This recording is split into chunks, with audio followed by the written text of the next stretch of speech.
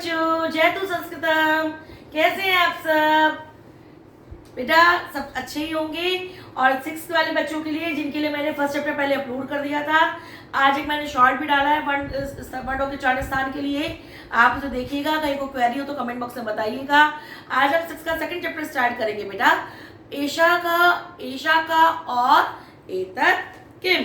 ठीक है बेटा, इस चैप्टर को हमारे स्टार्ट करेंगे। लेकिन सबसे पहले वीडियो को आपको पूरा देखना है, तभी आपको क्लियर होगा बेटा। आपके लिए नई लैंग्वेज है, उसे अच्छे से देखिएगा तभी आपको क्लियर हो पाएगा।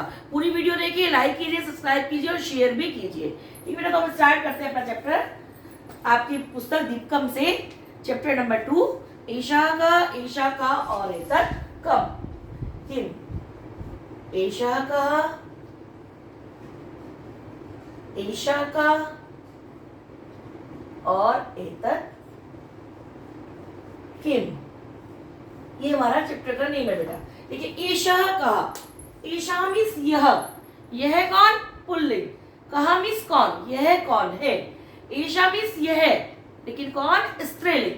कहा मीन्स कौन है, यह कौन है। एतत् यह, किम मीन्स क्या है, लेकिन क्या है? नपुंसकलिंग। एतत् किम, यह क्या। अब देखिए, आप कहेंगे नपुंसकलिंग क्या होता है। देखिए बेटा, आपने हिंदी में पढ़े हैं पुल्लिंग और स्त्रीलिंग। इसी तरह आपने इंग्लिश में भी पढ़े हैं मैस्कुलिन जेंडर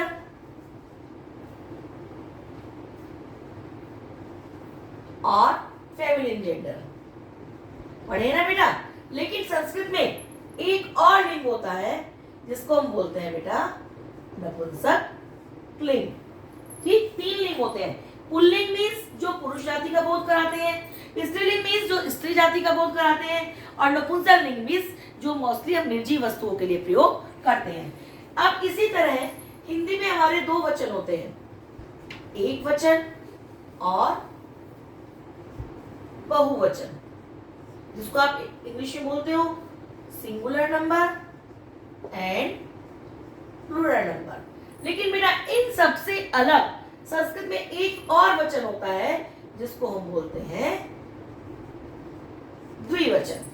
देखिए, एक वचन मीन्स जो एक वस्तु या व्यक्ति का बोध कराता है, बहुवचन मीन्स जो 2 से ज्यादा का बोध कराता है। ये आपका हुआ इंग्लिश और हिंदी की बात। लेकिन संस्कृत में 2 के लिए एक अलग से वचन है द्विवचन, मीन्स जो 2 व्यक्तियों या 2 वस्तुओं का बोध कराते हैं। और बहुवचन मीन्स 2 से ज्यादा हो, चाहे 3 हो, चाहे वो बहुत सारे हो, चाहे असंख्य हो, तो वो सब बहुवचन में काउंट होते हैं। एक वचन मीन्स जो एक व्यक्ति या वस्तु का बोध कराए, द्विवचन मीन्स जो 2 वस्तु या व्यक्ति का बोध कराए, और बहुवचन मीन्स जो 2 से ज्यादा वस्तु या व्यक्तियों का बोध कराते हैं बेटा। इतना बेटा आपको सबको क्लियर है। हिंदी और इंग्लिश में हमारे 2 ही लिंग होते हैं, पुल्लिंग और स्त्रीलिंग। लेकिन संस्कृत में हम एक और लिंग लिखते हैं नपुंसकलिंग, जिसे हम न्यूट्रल जेंडर बोलते हैं। इसी प्रकार हिंदी और इंग्लिश में आपके केवल 2 वचन होते हैं, एक वचन और बहुवचन, जिन्हें हम सिंगुलर प्लूरल बोलते हैं। लेकिन संस्कृत में आपका एक और वचन होता है जिसको हम बोलते हैं द्विवचन। इतना क्लियर है बेटा। अब हम सीखेंगे पुरुष। देखिए बेटा, अब तक हिंदी में आपने सीखा हमारा होता है एक उत्तम पुरुष, जिसको आप इंग्लिश में बोलते हैं बेटा फर्स्ट पर्सन। और इसके अंदर हमारे कौन से वर्ड आते हैं? मैं, हम, मेरा आदि। ठीक है बेटा। सेकंड होता है हमारा बेटा मध्यम पुरुष, जिसको हम बोलते हैं इंग्लिश में सेकंड पर्सन। और इसमें क्या आता है? तुम, तुम्हारा। ठीक है बेटा। थर्ड होता है बेटा हमारा, हिंदी में हम बोलते हैं अन्य पुरुष, और इसमें क्या बोलते हैं इसको? Third person. इसमें क्या आता है? वह, वे आदि। अब देखिए, हिंदी और इंग्लिश की ग्रामर आप देख रहे हैं काफी सिमिलर होती है, लेकिन संस्कृत की जो व्याकरण होती है वो थोड़ा सा चेंज होती है बेटा।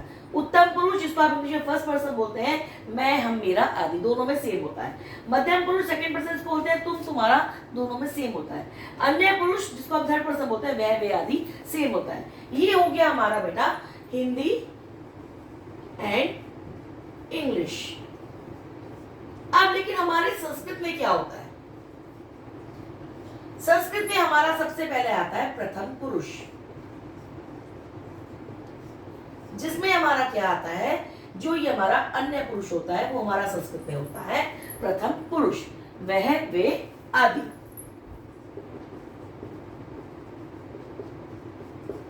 अब जो इसके बाद आता है हमारा मध्यम पुरुष, इसमें बेटा ये सेम होता है, तुम, तुम्हारा आदि। थर्ड होता है बेटा हमारा उत्तम पुरुष, जो हमारा क्या होता है, यहां पे आ जाता है लास्ट में, मैं, हम आदि। अब देखिए हमारा इसमें सबसे पहले उत्तम पुरुष आता है फर्स्ट पर्सन, जो हमारा इसमें संस्कृत में लास्ट में आता है, और ये जो उसका अन्य पुरुष या थर्ड पर्सन होता है वो हमारा सबसे पहले आ जाता है प्रथम पुरुष। यानी कि प्रथम पुरुष में जो कोई थर्ड पर्सन होता है जिसके हम संकेत कर रहे होते हैं कि वह जा रहा है, मीन्स प्रथम पुरुष, किसी और के जिसके बारे में हम बात कर रहे हैं।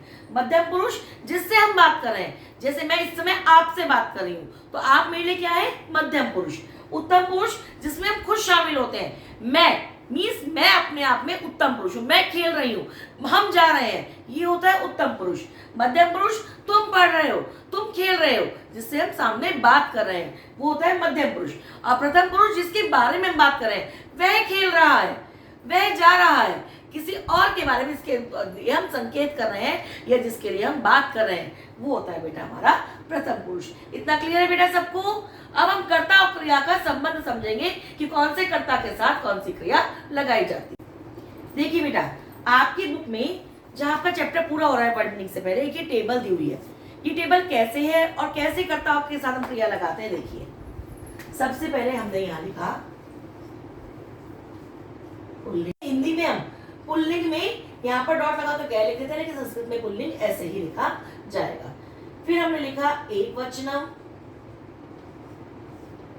द्विवचनम और बहुवचनम। अब ये एषः, एतौ, एते, सः, तौ, ते, कः, कौ, के। ठीक, अब पहले हम पुल्लिंग का समझते हैं बेटा। देखिए ये एक वचन एषा मीन्स यह एक लड़का, एतौ ये दो, कौन, लेकिन लड़के, पुल्लिंग। एते ये सब, दो से ज्यादा लड़के। सह वह मीन्स एक लड़का वह। तौ वे दो, दो लड़के वे दो। ते वे सब, दो से ज्यादा लड़के।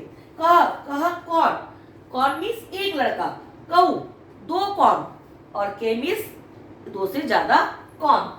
ठीक है बेटा, ईशा मीन्स यह, एतौ मीन्स ये दो, और एते मीन्स ये सब। सा मीन्स वह, तौ मीन्स वे दो, और ते मीन्स वे सब। इसी तरह कहा मीन्स कौन, कौ मीन्स कौन दो, और के मीन्स कौन सब। इसी के नीचे हम एक और लिख देते हैं बेटा, वो आपकी बुक में नहीं दे रखी लेकिन आपको सिखाने के लिए। बालकः, बालकौ, बालकाः मीन्स बालकः मीन्स एक लड़का, बालकौ मीन्स दो लड़के, और बालकाः मीन्स दो से ज्यादा लड़के। ये हो गया आपका सब सर्वनाम, और ये हो गया बेटा हमारा संज्ञा। डिफरेंस केवल ये है, ये एक वचन, ये द्विवचन और ये बहुवचन। अब देखिए हम इनके साथ क्रिया कैसे लगाते हैं। ये तो कोई हमारी कर्ता वाली टेबल। अब देखिए क्रिया वाली टेबल में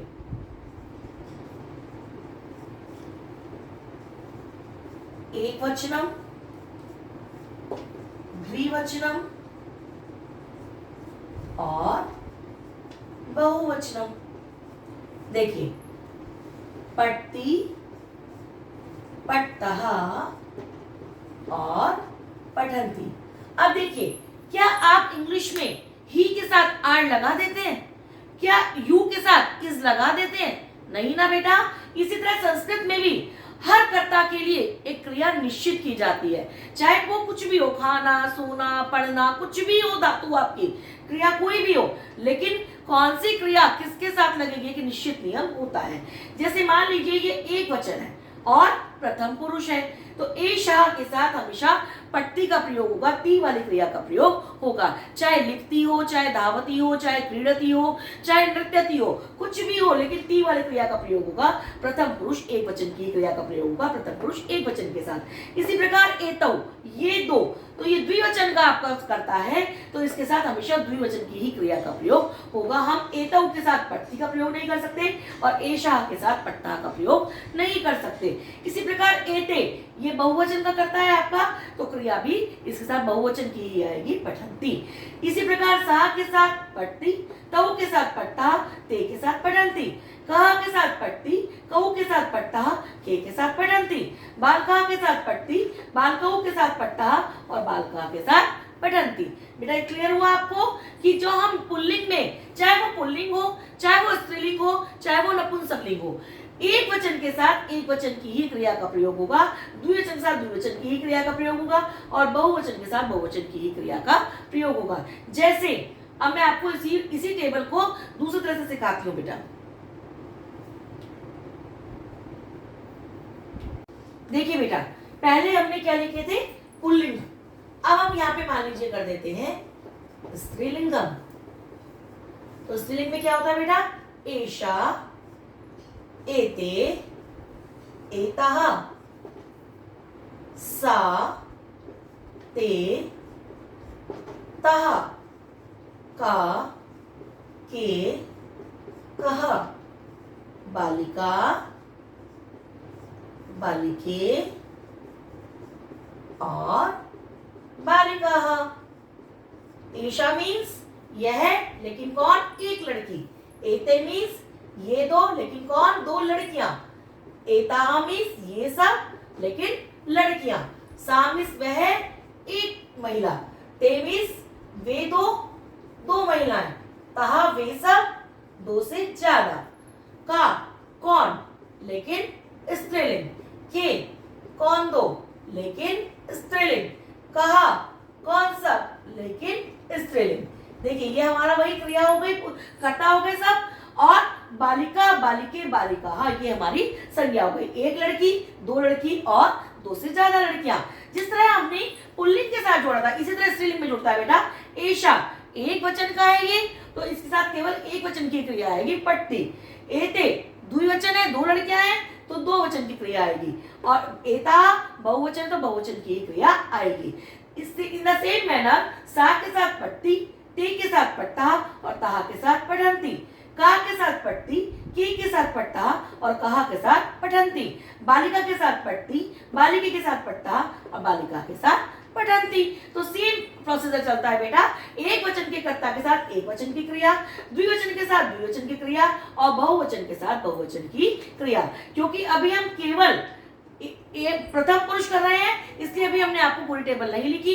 अभी हम आगे और पुरुष करेंगे तब हम आपको पूरी टेबल में लिखकर सिखाएंगे बेटा। तो इतना ये स्त्रीलिंग देखिए, उसका फिर नपुंसकलिंग का करेंगे। अब देखिए बेटा, अब जैसे हमने पुल्लिंग का किया, स्त्रीलिंग क्या किया, इसी तरह हम नपुंसकलिंग का भी करके देखेंगे।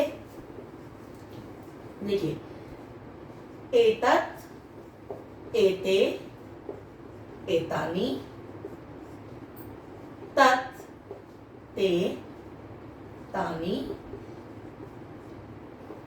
किम, के, कानि, या फिर फलम, फले, फलानि। इसका बेटा मैंने पट्टी वाली क्रिया हटा दी थी। मान लीजिए हम क्या कर देते हैं, पतति, पततः, पतन्ति। अब देखिए एतत् मीन्स यह, एक नपुंसकलिंग चीज, कोई भी निर्जीव चीज समझ लीजिए। एते मीन्स ये दो और एतानि मीन्स ये सब, वही नपुंसकलिंग के लिए, यह, ये दो और ये सब। अब सेकंड भी आप बताइए बेटा। तत् मीन्स वह, ते मीन्स वे दो और तानि मीन्स वे सब। किम मीन्स क्या या कौन, के मीन्स क्या दो और कानी मीन्स क्या, सब। फलम मीन्स फल, फली मीन्स दो फल, और फलाने मीन्स दो से ज्यादा फल। फल मीन्स फ्रूट्स, जो आपके फ्रूट्स होते हैं। और वही सेम प्रोसीजर अप्लाई करेंगे बेटा। एतत् के साथ एक वचन का है प्रथम पुरुष का, तो पतति आएगा। एते के साथ पततः और एतानि के साथ पतन्ति। सेम तत् के साथ पतति, ती के साथ पततः और तानि के साथ पतन्ति। किम के साथ पतति, के साथ पततः और खाने के साथ पतन्ति। फलम के साथ पतति, फले के साथ पततः और फलाने के साथ पतन्ति। देखा आपने कितनी इजीली हमने सीखा कि कौन से कर्ता के साथ कौन सी क्रिया का प्रयोग किया जाता है, चाहे वो किसी भी लकार में हो। लकार का अध्ययन हम आगे करेंगे, फिलहाल हम ये केवल वर्तमान काल लट लकार की क्रियाओं से इस टेबल को समझ रहे हैं बेटा। अब हम करेंगे बेटा पुरुष के अकॉर्डिंग क्रिया, कर्ता और क्रिया का संबंध। अब देखिए बेटा, हमने सबसे पहले आपको पुल्लिंग, स्त्रीलिंग और क्या, नपुंसकलिंग, तीनों का अलग अलग कर्ता क्रिया संबंध समझाया। अब हम तीनों पुरुष के साथ कैसे क्रियाएं लगाते हैं वो हम आपको बताएंगे, चाहे लिंग कोई सा भी हो। प्रथम, ये मैंने शॉर्ट में लिख दिया बेटा, प्रथम पुरुष, मध्यम पुरुष और उत्तम पुरुष। अब इसमें हम केवल पुल्लिंग की लिख ले रहे हैं। यहाँ जो हमने आपको पहले सिखाया था, एषा, एतौ, एते, एषा, एते, एतः, ये सब समझ लीजिए ये प्रथम पुरुष में सब इंक्लूड होते हैं। नपुंसकलिंग, स्त्रीलिंग, पुल्लिंग तीनों का प्रथम पुरुष में, लेकिन हम आपको समझाने के लिए केवल सह को कर लेते हैं, इसमें पुल्लिंग को कर लेते हैं। सह, तौ, ते। मध्यम पुरुष होता है हमारा त्वम, युवाम, यूयम। और उत्तम पुरुष होता है बेटा हमारा अहम, आवाम और वयम। सामिस वह पहले आपको बता ही चुके हैं। तौमिस वे दो, ये भी आपको बता चुके हैं। और तेमिस वे सब, ये भी आपको बता चुके हैं। त्वमिस तुम एक, युवामिस तुम दो जब सामने दो व्यक्ति हो। यूयमिस तुम सब जब दो से ज्यादा व्यक्ति सामने हो। अहमिस मैं अकेली। आवामिस जब मेरे साथ एक और व्यक्ति शामिल है। और वयम मीन्स हम सब, सॉरी बेटा यहाँ पे आएगा हम दो, और यहाँ पर हम सब जब दो से ज्यादा व्यक्ति हो, मैं एक व्यक्ति और दो से ज्यादा। तो देखिए ये हो गया बेटा हमारा प्रथम पुरुष में, जैसे मैंने आपको बताया जिसके बारे में हम बात कर रहे होते हैं, चाहे वो लड़का हो, लड़की हो, कोई नपुंसक चीजों की वह गिर रहा है, मीन्स कोई पत्ता गिर रहा है, ठीक। अब तुम मीन्स जो हमारे सामने है, जैसे मैंने बताया तुम दोनों, और यूयम तुम सब। ऐसे मैं, हम दो और हम सब, ये हो गया हमारे पुरुष के अकॉर्डिंग। अब हम अपनी एक क्रिया की टेबल बनाते हैं सेम प्रोसीजर से। ये मैं शॉर्ट में लिख दे रही हूं, एक वचनम, द्विवचनम एंड बहुवचनम। प्रथम पुरुष, मध्यम पुरुष और उत्तम पुरुष। ये हो गया हमारा पठती, हमने पहले भी बनाई थी ना अभी, पठतः और पठन्ति। पठसी, पठतः और पठत। पठामि, पठावः, पठामः। अब जैसा मैंने आपको पहले बताया कि हम ही के साथ इसका यूज करते हैं, आई के साथ एम का ही यूज करते हैं, यू, दे जो प्लूरल नाउन्स होते हैं उनके साथ, सब प्रोनाउन होते हैं उनके साथ हम आर का यूज करते हैं, वॉज, वर का, इस तरह। तो जब इंग्लिश और हिंदी में क्रियाएं निश्चित होती है, इस तरह हमारे संस्कृत में भी क्रियाएं निश्चित होती हैं। जैसे सह, प्रथम पुरुष एक वचन का आपका करता है, तो उसके बाद प्रथम पुरुष एक वचन की क्रिया लगेगी। ये टेबल में पहले जो फर्स्ट वाला है प्रथम पुरुष वो हम पहले कर चुके हैं। अब हम शुरू करेंगे मध्यम पुरुष से। तो हम देखिए मध्यम पुरुष और एक वचन, इधर क्या है मध्यम पुरुष एक वचन, पठसी। तो यानी कि त्वम के साथ हमेशा पठसी वाला रूप लगेगा, चाहे वो किसी भी लकार में हो या कोई भी क्रिया हो। पठसी, लिखसी, धावसी, नृत्यसी, कोई भी क्रिया हो तो वो ये वाला रूप लगेगा। युवाम तुम दो, तो ये द्विवचन है और मध्यम पुरुष है, तो मध्यम पुरुष द्विवचन की क्रिया लगेगी इसके साथ पठतः। इसी प्रकार यूयम बहुवचन है और मध्यम पुरुष है, इधर क्या है मध्यम पुरुष बहुवचन, पठत, तो इसके साथ हमेशा यही क्रिया लगेगी। इन द सेम प्रोसीजर अहम, एक वचन है और उत्तम पुरुष है। इसी प्रकार यहाँ पर क्या है, पठामी, एक वचन उत्तम पुरुष। तो इस अहम के साथ हमेशा पठामी वाला रूप चलेगा, चाहे लिखामी हो, चाहे धावामी हो, चाहे क्रीडामी हो, कुछ भी हो, लेकिन चलेगा यही वाला रूप। आवाम के साथ हमेशा ये द्विवचन है और उत्तम पुरुष है, तो द्विवचन उत्तम पुरुष वाला रूप चलेगा पठावा। और इसी प्रकार वयम, ये बहुवचन है, उत्तम पुरुष है, तो बहुवचन उत्तम पुरुष क्रिया चलेगी पठामा। इसको हम लगा के भी दिखा देते हैं आपको एक बार, जैसे सह पठति, एक वचन, प्रथम पुरुष, त्वम पठसि, मध्यम पुरुष एक वचन, मध्यम पुरुष एक वचन, अहम पठामि, उत्तम पुरुष एक वचन, उत्तम पुरुष एक वचन। इसी तरह से सारी क्रियाएं चलती हैं। अब आप कंफ्यूज हो रहे हो, जो पहले सिखाया था तो बेटा उसमें कोई फर्क नहीं पड़ता, सह पठति, सा पठति या फिर तत् पद्धति कर देते हैं इसमें, क्योंकि पढ़ता तो निजी वस्तु पढ़ेगी तो नहीं, तत् पद्धति। इसी तरह से आपका एक पूरा टेबल चलता है। ये तीनों एक वचन की बताइए मैंने आपको कि अगर मान लो उसको द्विवचन करेंगे तो तऊ पठतः, बहुवचन करेंगे ते पठन्ति, युवाम पठतः, यूयम पठत, आवाम पठावा, वयम पठामः। तो बेटा आपको ये समझ में आया कर्ता और क्रिया का संबंध। इसको बेटा यदि आप समझ लेंगे तो समझ लीजिए इंग्लिश ग्रामर का बेस, हिंदी संस्कृत ग्रामर का बेस आपको पूरा क्लियर हो गया। यदि ये टेबल आपने क्लियर कर ली बेटा, तो इस टेबल को अपने माइंड में आप सेट कर लीजिए।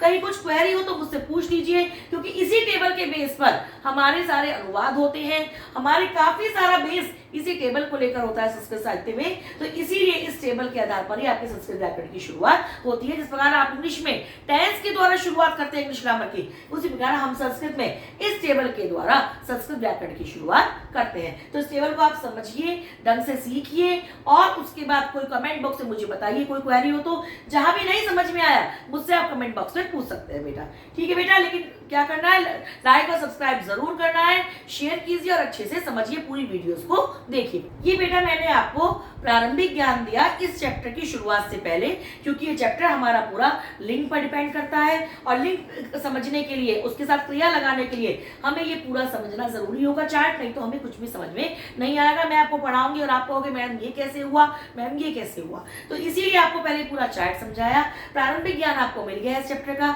अब हम अगली वीडियो में इस चैप्टर का पार्ट आपको फर्स्ट अपलोड करेंगे, जिससे आप इस चैप्टर को अच्छे से समझ पाए।